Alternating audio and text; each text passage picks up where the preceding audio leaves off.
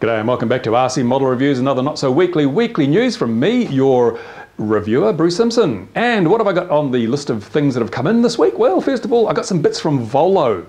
Volo is an Australian company. They make some pretty high-end things like power distribution boards, that's hard to say 3 times quickly, PDBs, and they've sent me a couple of PDBs. One's a passive, which means it's got no electronic components on it. It's just basically a way of hooking all your wires up. The other one has got a couple of regulators on it, a couple of UBEX switching mode regulators. One's 12 volts if you're running 4 cells or more. The other one is 5 volts. And that's quite handy because increasingly we're seeing some of these new ESCs coming out without a BEC in them, which means that they don't provide any voltage to run your receiver or your flight controller. The PDB with the 5 volt BEC in it is great because that gives you the source to run your flight controller and your receiver, and the ESCs don't have to have BECs in them, so that's great. I'm going to be looking at those, put them on the bench, test them out, see how well they're made. They look pretty good, but we'll try them out and see how well the regulators work. And they've also sent me some LEDs, so I might compare those to the ones from Surveil Zone, or was it RC Timer, I can't remember, and also from Banggood, so we'll do some comparisons with those. Right, very simple. Also came in was this. In fact, this came in a while ago. This is the TBS Crossfire, Team Black Sheep Crossfire. And if you don't know what it is, then I'll tell you, it's a long-range UHF RC system. That's the module that goes in the back of your transmitter and receiver. Now, it's interesting. At the time I got this, it was one of 3 in the world. I've been looking at it very closely, and I've got quite a lot to say on it because it's an interesting twist. Now, I've got the other UHF systems, which I've done the reviews, and I'm still spending inordinately large amounts of time trying to make the playlists work. Those are on 433 megahertz, which is a band that gives you quite long range, has good propagation characteristics, as we say. The signal goes a long way, which is handy. In some cases, you need a ham license to run with more than the tiny little bit of power, so it is a bit of an issue, but it tends to cut through trees. It'll give you good coverage in contoured land. It really has some benefits over 2.4. Now, the Team Black Sheep system operates on 868 or 900 megahertz, depending on where you are. And these are ISM bands. These are bands like 2.4 where you don't need a license. You don't need a ham license. So you can run these without risk of running foul of the radio regulation authorities if you don't have your ham license. So that's really quite cool. But they are a higher frequency, so they are more affected by trees, moisture in the air, and other factors that affect the propagation. So effectively, for the same amount of power, they don't quite go so far, but this system is capable of running at quite a high power level, quite legally in many countries. So that's something to look at. And I will be looking at it. Remember, it is a prototype, so I'm not going to make judgments as to the final performance because things change between prototype and production. But I have some interesting observations to make. A lot of it's very positive. Some of it is, I don't know, but you'll see when I've done the review, and that's after I get up the 433 megahertz system reviews. One thing at a time. I don't want to get ahead of myself. Also, I got in some Cobra motors, 2204 Cobra motors, because they have become the benchmark standard for mini-quad racing and 250 size racing. So I'm going to look at those because I've been using quite a lot of the Quantum 2204 motors. They seem to work really well. They run on 4 cells, run on 3 cells. They're incredibly reliable. The bearings have lasted an incredible amount of time, perhaps because I'm using that lube I got from Banggood, I don't know. So they're not rattling, I haven't had a failure. Very nice, for a sport flying, they're just brilliant. I'm going to compare them to the Cobra and see if the much mentioned reputation of the Cobra as being the most powerful is really true. We'll stick them on the test stand, try them out. And while I got the test stand out, of course, I'm doing the tests of the props in ducts. That follows on from the video I posted last time, which shows, in theory, how those ducts will improve prop efficiency. So I'm out here today doing the second part of that video, which hopefully will be up in a couple of days. I'm also announcing now, as if you hadn't guessed, my top-end mini-quad for the top-end mini-quad build.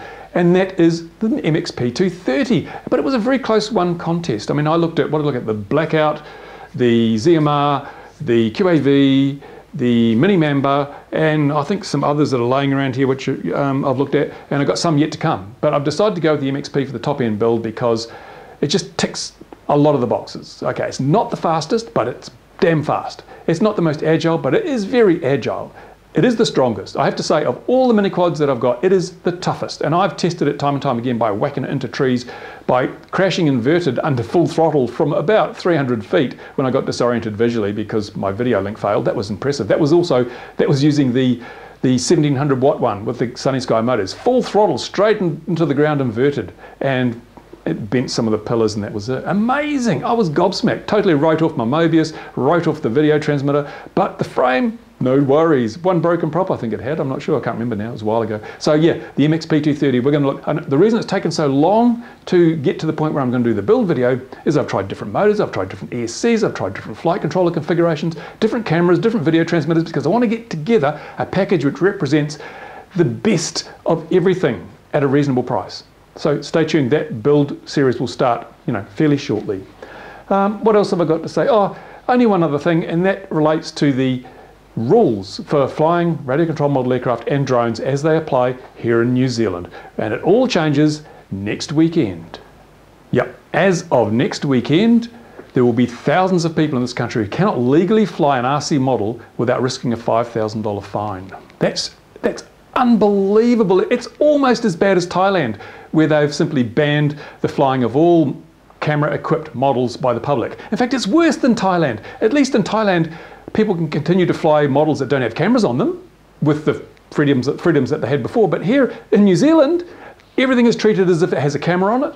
Everything is treated as if it's going to be piloted by one of those dickhead idiots that buys their camera drone off the internet and recklessly endangers life and property. Yeah, we're all treated. In fact, look at it. Let's look at it for a moment.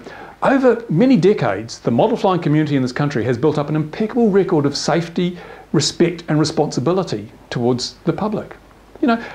People fly models, they don't fly them with the intention of endangering personal property. They fly them for the pleasure and the joy they get from flying RC models. And to the best of my knowledge, no third party has suffered any injuries of note from model flying. And there's been very, very little third party property damage, if any, during that period. So model flying is one of the safest outdoor pursuits there is in this country. And you'd think that given this track record of safety, responsibility, that there'd be some brownie points involved there when it comes to creating regulations. Because on the other hand, we've got this new generation of idiots with camera drones. They go online and they buy a camera drone from China and they take it home without a clue. They don't do a compass calibration. They don't wait for a proper GPS lock, and they go out there and it buggers off and flies around, smashes into buildings, or they go snooping into other people's yards, flying low over other people's property and trying to get videos of the kids on the swimming pool, all that sort of thing. Now these people are a real problem.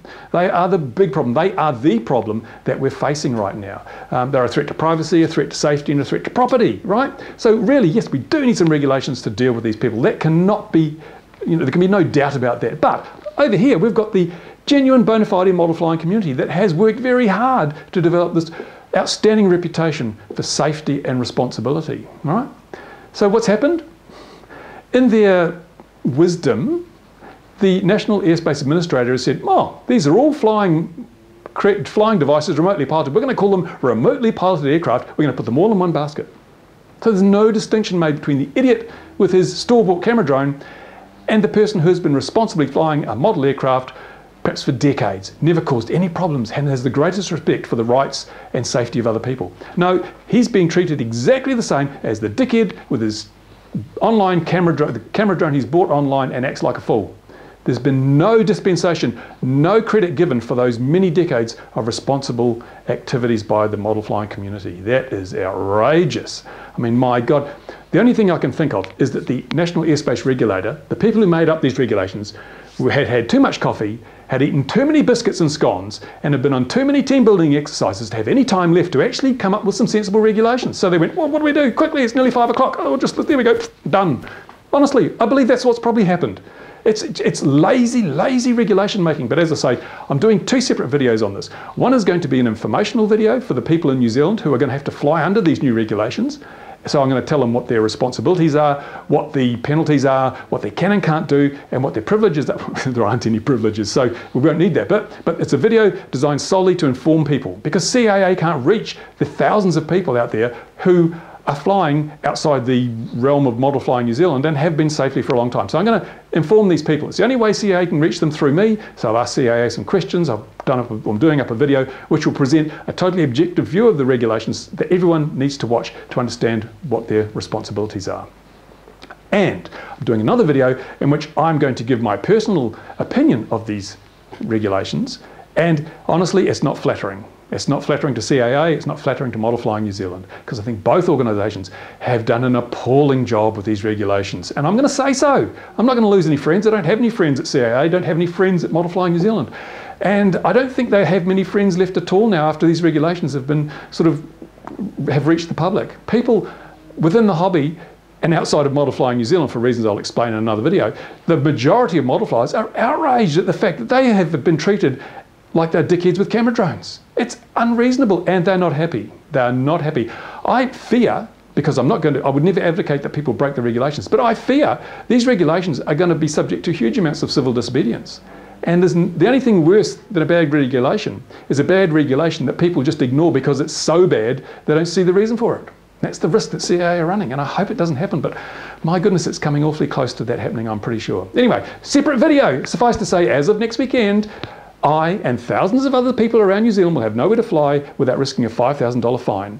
Is that good? Is that right? Is that proper? I don't think so. You can put your comments in the area below the description of this video. Tell me what you think, and wait for the video which will explain about these regulations and what I think of them, because the National Airspace Administrator here, CAA, has pitched these regulations as world leading, setting new precedents in good regulation. Well, the worry about that is that if other governments look at these and say, oh yeah, they're pretty good, and adopt them also, you guys out there in other countries are going to have to face exactly the same problems. And that's not good. So you need to pay attention to all the regulatory changes that are taking place in every other country, so that when your regulator decides to impose new rules, you can be prepared to counter the possible restrictions they want to throw on you, because it's so much easier, as I said, for these regulators to lump you all in one basket and treat you like a bunch of dumbass camera drone flyers, despite your impeccable record of safety over many decades in the past. Anyway, that's it.